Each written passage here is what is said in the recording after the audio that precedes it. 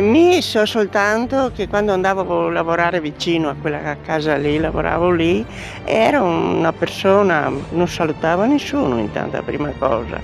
E dopo lo vedevo che andava a far la spesa qui al supermercato qua, e veniva a casa con le borse, testa bassa, però ti vedeva che era un uomo che aveva problemi comunque.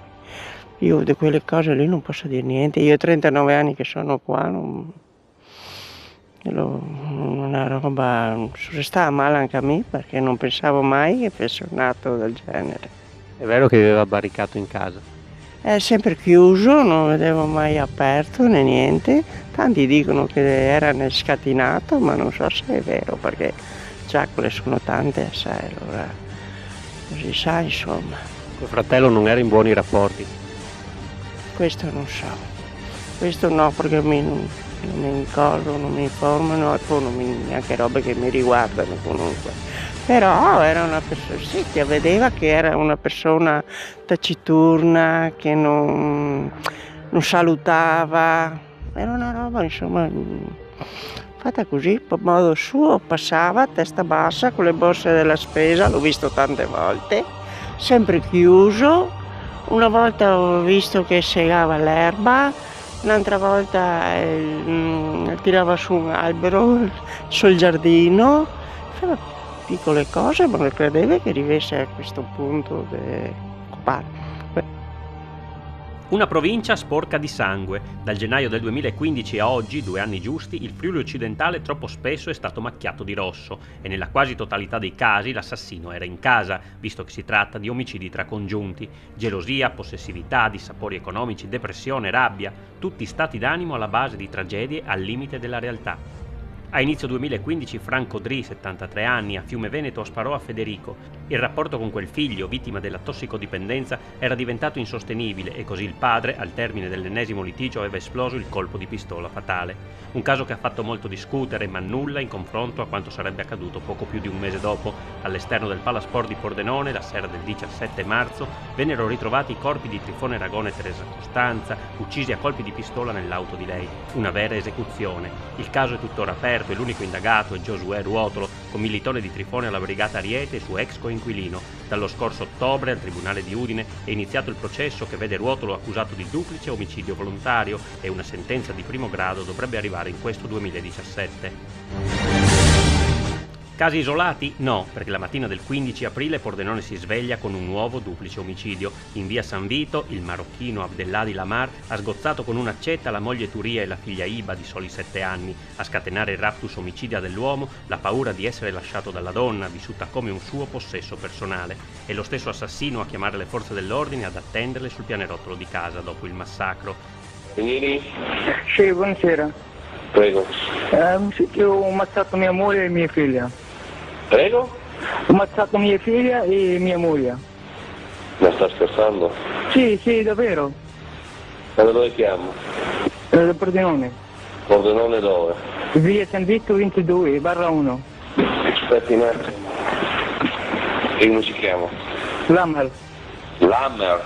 Sì. Allora, un attimo. Cosa ha fatto, ha detto? Sì, ho ammazzato tutti e due. E per quale motivo? Sì. Sicura, per quale motivo l'ha fatto? Non so perché, non mi ricordo quello che ho fatto. Non si ricorda quello che ha fatto? Sì, no. È stato condannato all'ergastolo, ma ha appena chiesto uno sconto di pena. Ma per Pordenone l'orrore non basta e ancora una volta diventa doppio, sempre in ambito familiare, ma stavolta riguarda la comunità cinese. Il 12 ottobre Wu Xong-sin arriva in treno da Milano a Pordenone con un coltellaccio nascosto e la voglia di vendetta. In Viale Marconi massacrerà 2 donne di origine cinese, madre e figlia di 49 e 22 anni, Yang Sui e Wang Aiyan. Sono la madre e la sorella del fidanzato di sua figlia, con il quale erano in corso dissapori di natura economica e personale. La giustizia recentemente lo ha condannato a 20 anni. Ma non sono solo gli stranieri a scuotere il Friuli occidentale. L'8 giugno del 2016 la spilimberghese Michela Baldo, 29 anni, viene ammazzata con un colpo di pistola nella sua casa al rientro dal lavoro. Ad ucciderla è Manuel Venier, ex guardia giurata, 37 anni, il fidanzato lasciato da poco. Troppa la rabbia per quella separazione. L'uomo, dopo essere entrato nell'abitazione di lei, di cui aveva ancora le chiavi, l'ha colta di sorpresa e uccisa con un colpo di pistola. Prima di togliersi la vita, a sua volta, ha comunicato il suo gesto a una ristretta cerchia di amici su WhatsApp. E anche il 2017 si è aperto con un delitto. Callisto Rosset, 79 anni, il 17 gennaio è stato trovato sgozzato all'esterno della sua casa, in via Fossadella a Tiezzo di Azzano X. Subito i sospetti si sono concentrati sul fratello Corrado, 73 anni, che alla vista dei carabinieri si è barricato in casa, in via Corva. Ha resistito per 16 ore, poi è stato stanato da un blitz degli uomini dell'Arma, in stato di fermo nel reparto di psichiatria di Pordenone e accusato di omicidio volontario. Ma perché un tale spargimento di sangue nel pordenonese? Prova a spiegarlo il criminalista e scrittore Franco Altan. Allora Altan, ci si chiede che cosa scatta nelle menti di queste persone che arrivano a compiere delitti così efferati, addirittura contro congiunti prossimi. Scatta qualcosa dal punto di vista sociale, la società è cambiata. Viviamo in una società pulsionale dove il contenitore famiglia, che una volta era deputato a inibire certi comportamenti, è scaduto, quindi ognuno si sente libero in famiglia di esprimere il peggio di se stesso, quindi le violenze sempre più vengono esercitate in famiglia. Il ruolo della famiglia, che era quello anche di inibire pulsioni forti, di dare messaggi tipo quello della morte, no? Che è scaduto oggigiorno. La morte non ha più quel valore assoluto che aveva un tempo, oggi è banalizzata, è quasi ridicolizzata e quindi tutto questo significa che poi nelle famiglie ognuno dà sfogo alle proprie inibizioni, alle proprie frustrazioni senza pensare che sta facendo del male ai propri cari, alle persone che più vuol bene. Quindi paradossalmente la famiglia, che un tempo era il luogo deputato a parlare, oggi diventa il luogo in cui si manifestano le forme di violenza anche più gravi. Queste persone si rendono conto di quello che stanno compiendo oppure sono accecate da un raptus che non le fa capacitare della brutalità dei loro gesti? Ma queste persone probabilmente non hanno più la capacità di controllarsi. La parola controllo è una parola brutta, però è una parola che a suo tempo funzionava molto bene. Oggi viene sempre meno esercitato il controllo sulle proprie pulsioni, vuoi perché ci sono comunque esempi, emulazioni di fatti di cronaca, eccetera, anche perché già nel gioco dei ragazzi, il videogame, mi viene in mente Assassin's Creed, che porta a vedere l'uccisione e la morte come qualcosa di banale, proprio qualcosa che...